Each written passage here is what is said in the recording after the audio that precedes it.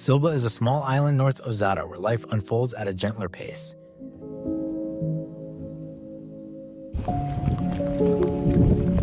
With no cars, one can enjoy an almost surreal sense of calm.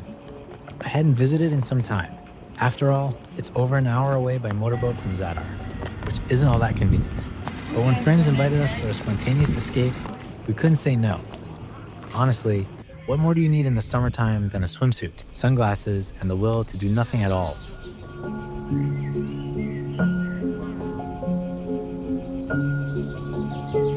As soon as we arrived on Silba, I wanted to recapture that sense of calm. I kept walking, taking in the atmosphere of this paradise that feels almost lost in time. Silba is one of my favorite islands. There's simply something about it. I don't know, it feels like proper stepping back in time. Yeah, there's Hvar, there's Vist, all these really beautiful islands, beautiful towns on the southern part of the Croatian coast. But Silba, I don't know. You won't find Silba in glossy travel magazines. It's more like a quiet secret. Silba is special, for many reasons.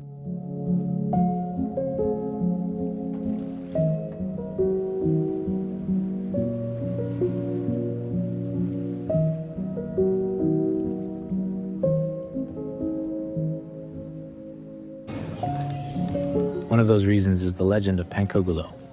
After dinner, we sat down at a cafe. But I couldn't sit still and decided to visit the historic St. Mark's Cemetery. What better time for a bit of grave hopping and exploring a local monster legend than after midnight? As the story goes, a Polish man named Pan Kulo arrived on Silba from Austrian Galicia in the mid-19th century. The villagers gave him work as a bell ringer. For a while, he led a seemingly ordinary life. He married, had children. But in 1895, something in him snapped. He killed his family, then himself, only to rise again as a vampire. This event sparked a moritid, a sudden mass dying off of livestock. The villagers gathered to decide what to do, and Pan Kulo's voice emerged from a nearby bush, mocking them by asking, "Do you want it in twos or in fours?" When they answered fours, he slaughtered all the larger livestock that very night. Panicked, the people sought refuge in St. Mark's Church, praying for deliverance. That's when a goat's bladder supposedly flew into the church. When they stabbed it, blood poured out. Because of this horrific event, the church remained sealed for 40 days, and there are archived accounts that claim it really happened.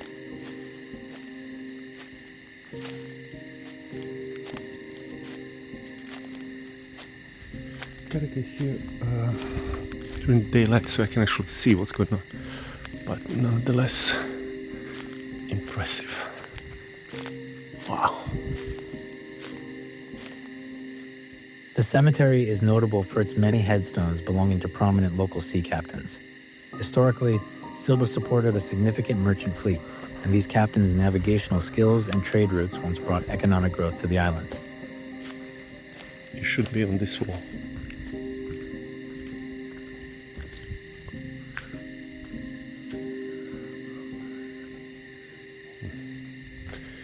Not here.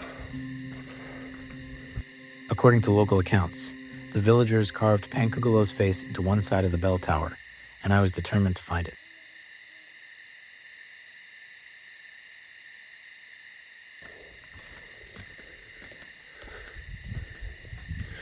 Apparently, the image is carved.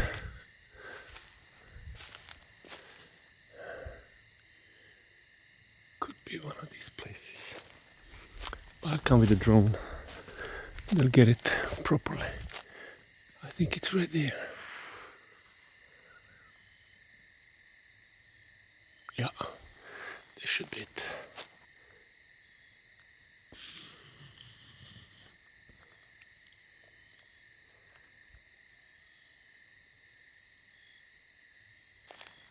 Should be it.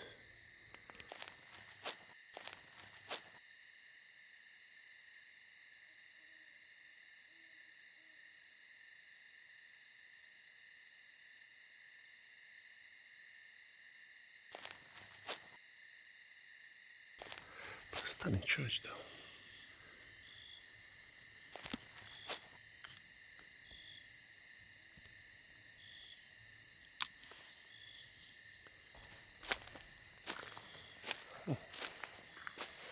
black feather.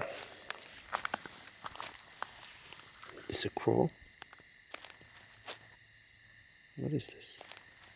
Shines beautifully. And there it is.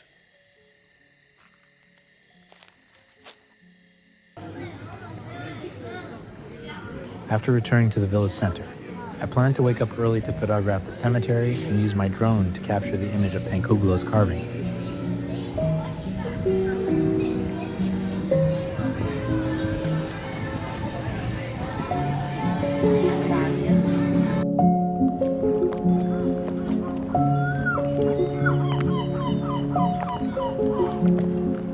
The sun woke me up early the next morning.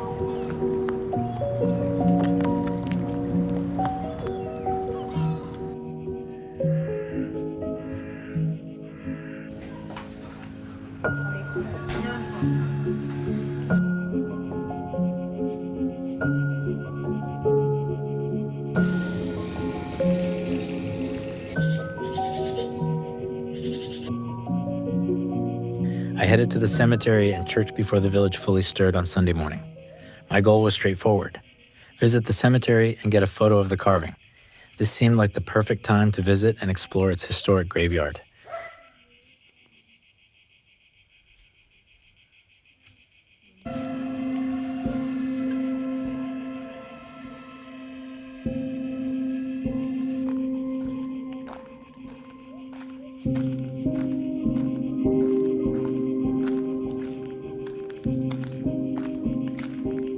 So I'm here in the morning, just at the San Marcos church here in Silba, and I'm just going to check it out.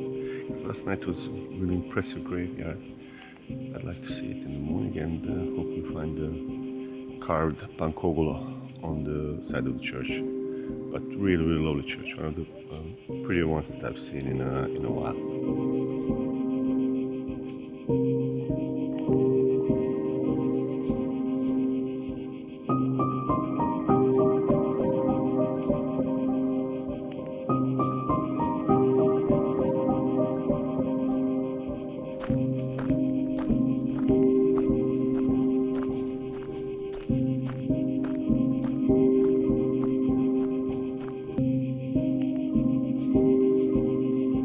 These old burial grounds carry a certain atmosphere, reminding us of times long past. The faces, families, fates, and lives resting here feel so distant now.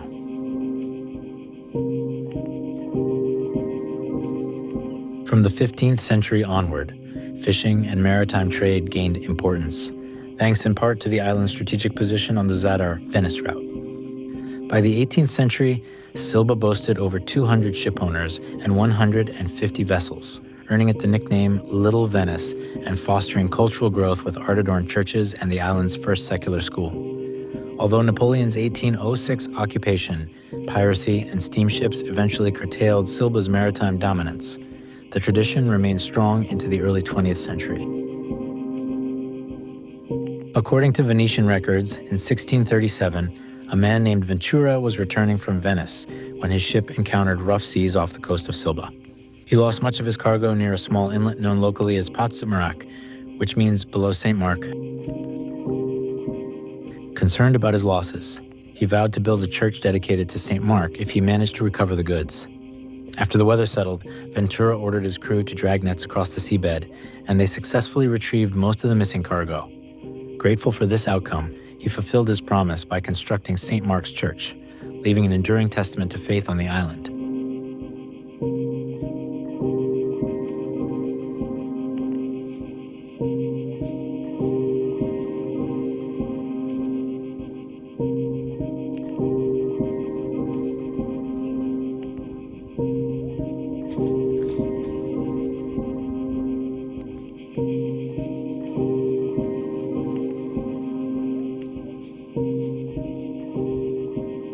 I was fortunate to meet two locals who maintain the graveyard and church, and they let me inside. As a fan of historic churches, I appreciated seeing this one, which dates back to 1637.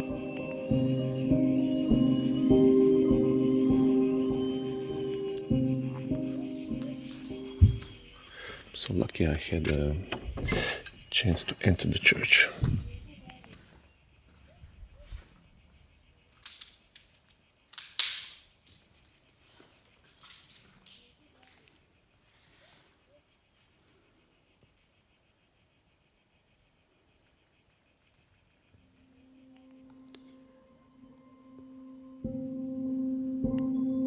Check this out. Galley on the floor. Unbelievable.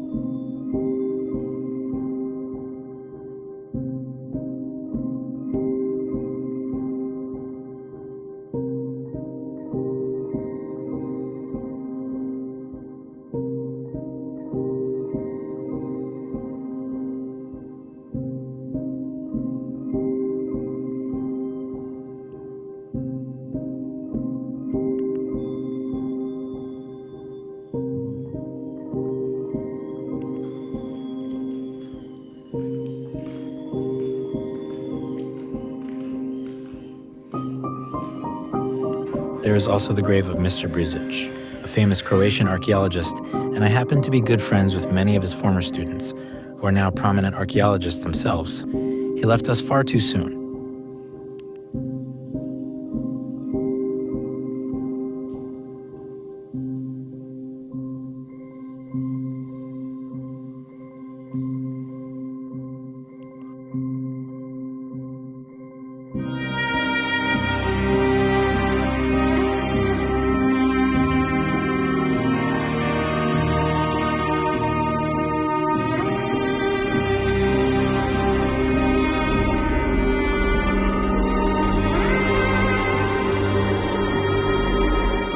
And there it was, the face of a monster.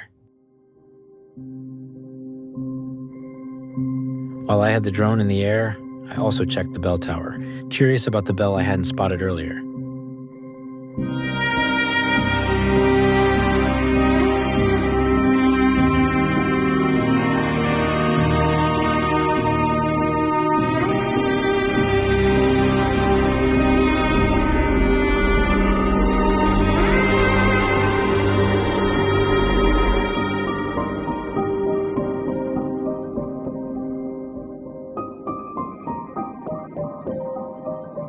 Later, while editing my video footage, I noticed something strange.